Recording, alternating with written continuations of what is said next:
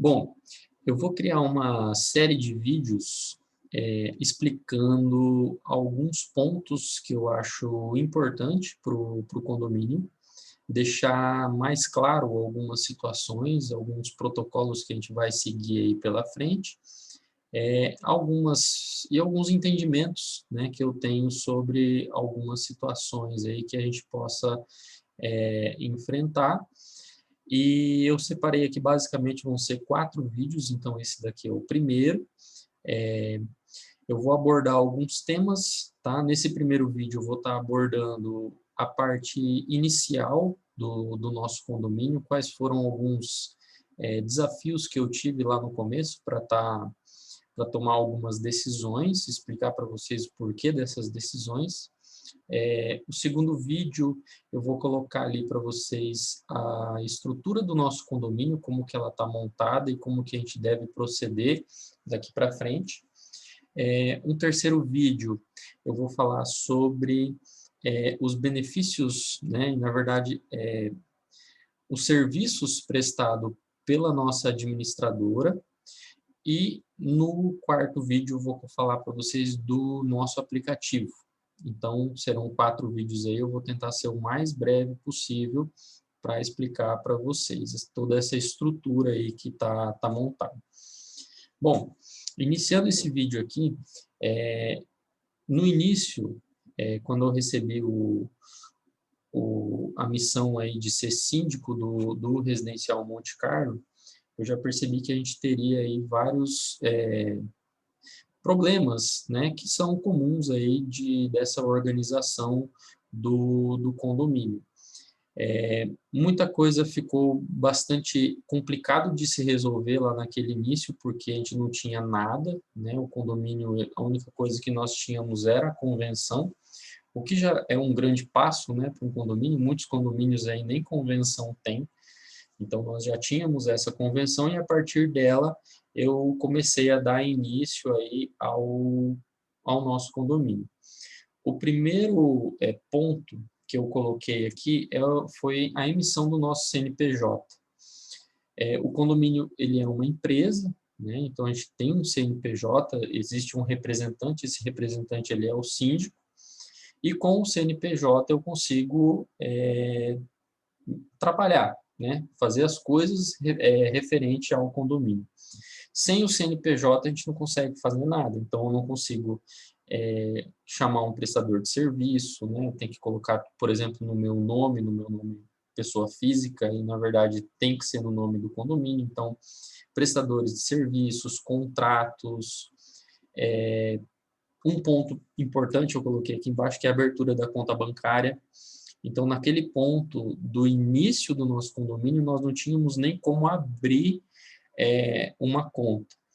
Então, de todo aquele momento, eu fui bem contrário a estar recebendo dinheiro de condomínio na minha conta particular, pelo volume de transações que teria e pela responsabilidade que seria, né, estar assumindo vários depósitos e valores aí, né, de pessoas que eu não conheço, que eu nunca vi na vida, isso tudo caindo na minha conta. Então, isso foi um problema bem sério que eu tive que tomar algumas decisões lá no começo. Aí eu vou pontuar, né, essas decisões, esses desafios iniciais, para depois eu concluir e falar quais foram, qual foi, né, na verdade, a minha postura referente a esses desafios aí. Um outro desafio que eu tinha, né, sem abertura de conta, sem nada, como que eu prestaria a conta para vocês? E mesmo com a abertura da conta sendo realizada, como que eu estaria prestando contas desse volume de dinheiro do condomínio? Então, sem nem ter a conta, eu já estava preocupado como que a gente ia fazer a prestação de contas. Então, um ponto que eu estava analisando na época seria a contratação de um sistema gerencial, né? A gente está com contas a receber, contas a pagar, um financeiro para a gente ter um fluxo de caixa, né? Então, na época, nós estávamos ali com o preço fixado do nosso condomínio de R$ 200, né? Então, a gente tinha ali em torno de R$ 9.600 para estar recebendo mensalmente, né? Dos quais eu teria que prestar conta, obviamente, para todos vocês. Então, isso era uma preocupação muito grande que eu tinha naquele momento, né? Então, por mais que tenha a conta, né, a gente teria que ter algum sistema vinculado ao condomínio para eu estar abrindo ele para vocês e estar mostrando todas essas movimentações. Naquele momento inicial, eu também tinha uma preocupação com a organização das mudanças, porque são várias pessoas tentando acessar o mesmo prédio ao mesmo tempo. Então, houve a entrega do condomínio e pessoas direto ali começaram a me ligar que já estavam saindo das residências para mudar para o condomínio, né? O condomínio, naquele momento, ele não tinha estrutura nenhuma, a gente não tinha CNPJ, não tinha caixa, não tinha conta bancária, não tinha...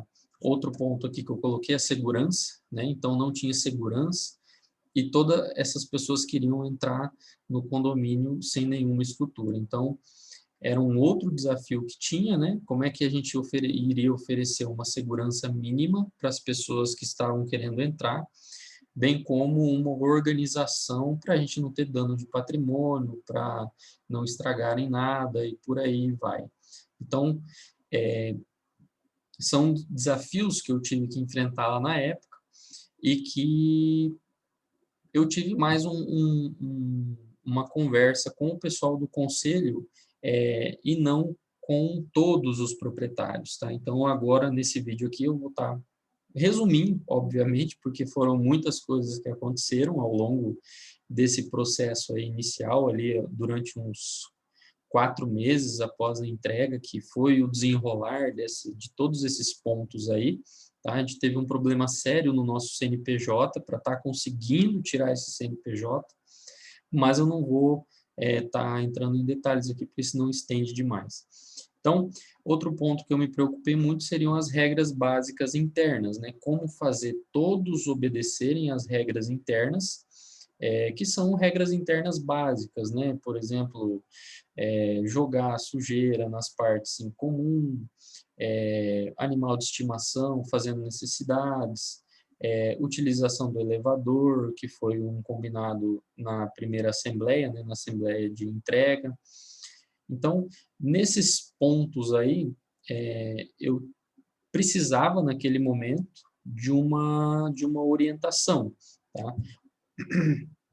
Essa orientação, devido ao volume grande que a gente teve ali inicialmente, né, com o volume de pessoas entrando, CNPJ, tudo isso acontecendo ao mesmo tempo, eu busquei uma orientação de pessoas gabaritadas e especializadas nisso, porque eu sozinho não tinha noção, né, de como seria e o que a gente teria de desafios maiores, talvez, aí pela frente.